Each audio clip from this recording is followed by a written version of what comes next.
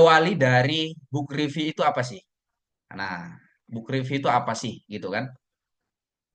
eh dari beberapa sumber yang saya kumpulkan dalam buku ini juga ada penjelasan tentang buku review juga sebenarnya teman-teman. Ini bagaimana kita sebagai reviewer, orang yang mereview buku, melakukan evaluasi kritis terhadap buku yang sedang kita baca atau buku yang diterbitkan oleh penerbit ya. Diterbitkan oleh penerbit dalam satu terbitan atau barangkali juga dalam jurnal. Tyler Francis misalnya, dia itu juga menerbitkan buku-buku yang skalanya Scopus. Misalnya buku review atau buku-buku monografi yang penulisnya tunggal, gitu kan. Nah, itu yang kita review.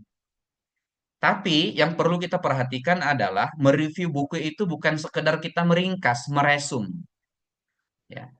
Bukan hanya sekedar meringkas, teman-teman. Tapi kita memberikan analisis mendalam.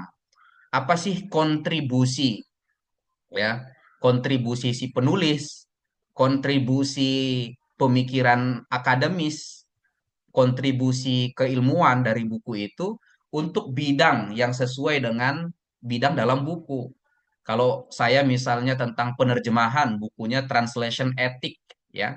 Apa kontribusi buku etika penerjemahan itu untuk bidang penerjemahan? Nah, itu yang ingin kita kita analisis secara kritis.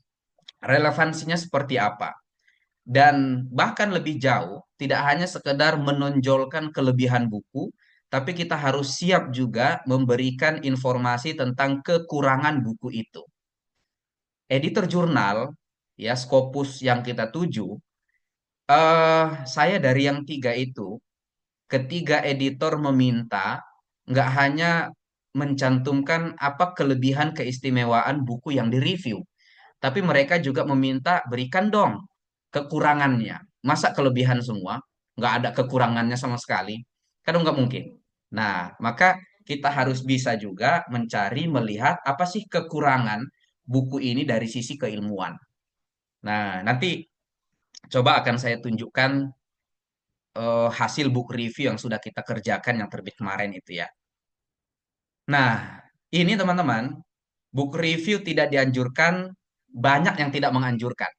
Buktinya, beberapa jurnal Scopus di Indonesia saja itu ada beberapa, misalnya jurnal Paraden yang di Aceh. Kalau teman-teman submit naskah ke sana, itu ada section pilihan, ya. Itu jenis artikel yang kita kirimkan, apakah research artikel atau book review. Pilihannya ada dua tuh. Artinya kalau ada section pilihan dua, artikel atau book review, jurnal tersebut menerima book review dong. Tapi saya lihat dari beberapa edisi terbitan, nggak ada mereka menerbitkan book review, gitu. Dan banyak jurnal Scopus dalam negeri yang tidak menerima book review, gitu.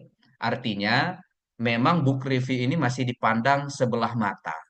Ya belum begitu relevan lah, ya dalam tanda kutip. Kecuali satu, ada satu jurnal yang sudah kita baca dan Mas Yahya sudah submit ke jurnal itu. Ini jurnal tentang language, teman-teman, yang dimiliki oleh University Sanata Dharma, Yogyakarta.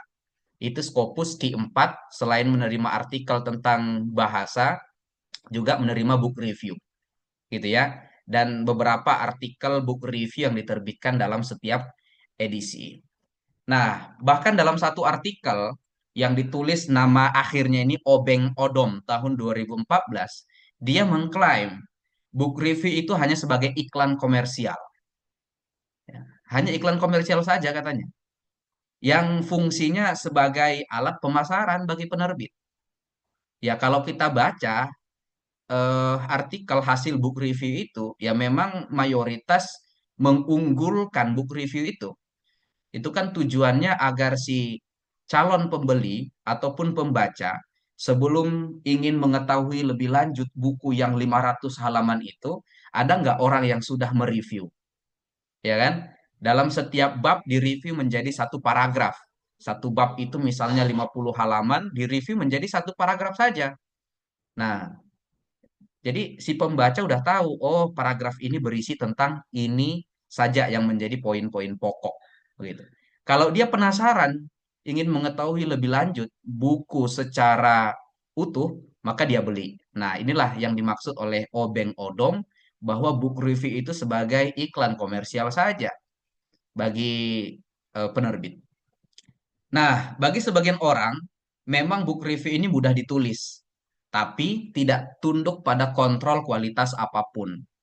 Ya, yang menentukan kualitasnya adalah editor, teman-teman. Setiap jurnal yang menerima book review, mereka yang punya ketentuan bagaimana penulisan book review. Secara umum, jauh berbeda dengan artikel penelitian murni. Ya. Nah, jauh berbeda karena nggak ada standar khusus yang diberlakukan dan apa namanya ketentuan book review ini nggak memiliki standar yang merata dengan jurnal-jurnal yang lain. Setiap jurnal memiliki ketentuannya masing-masing. Misalnya, satu jurnal hanya menerima misalnya 1.000 kata maksimal hasil review. Jurnal yang lain menerima 1.500, 2.000 kata.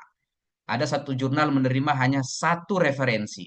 Ada jurnal yang lain menerima ya nggak apa-apa lebih dari satu. Ada yang 5 bahkan lebih referensinya. Begitu kan? Sehingga Leo mengatakan book review itu bukan karya yang serius.